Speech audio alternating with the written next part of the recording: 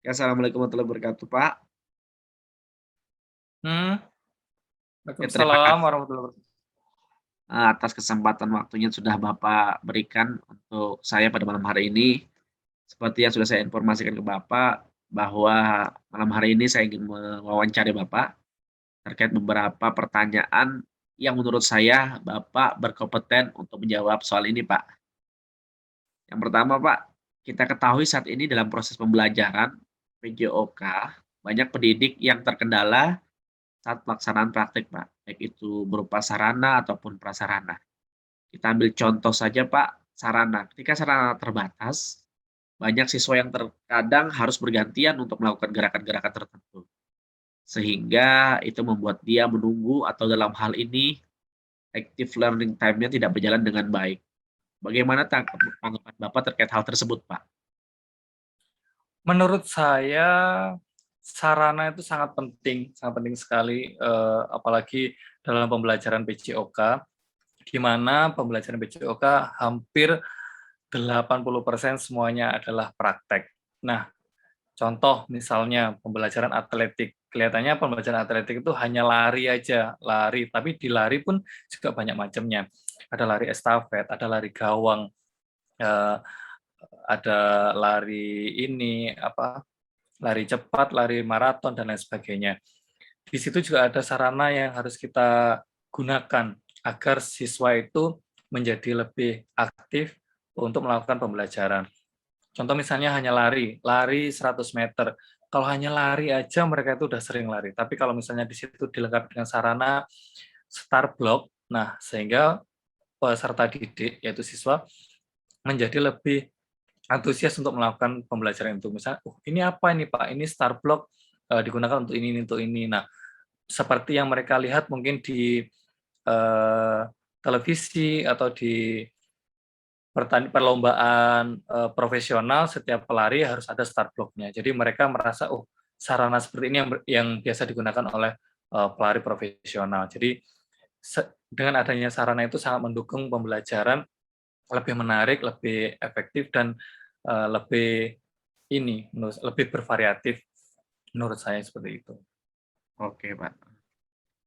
Ini, Pak, ada statement mengatakan bahwa dengan memodifikasi alat dapat memberikan dampak atau hasil yang baik bagi pengajar dan si pembelajar. Bagaimana menurut Bapak terkait statement tersebut, Pak?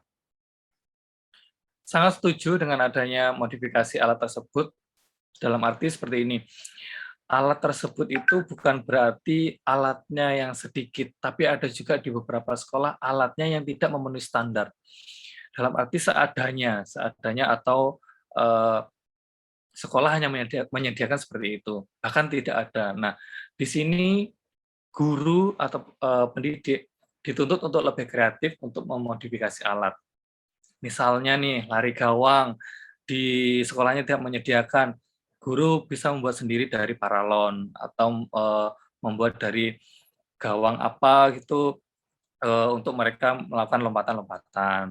Terus kemudian misalnya di sekolah tidak ada net untuk bermain, nah mungkin bisa menggunakan jaring seadanya jaring aja bisa digunakan untuk sebagai pembatas permainan bulu tangkis, seperti itu. Berarti dalam hal ini guru atau pendidik juga perlu dituntut inovatif dan kreatif, Pak, ya?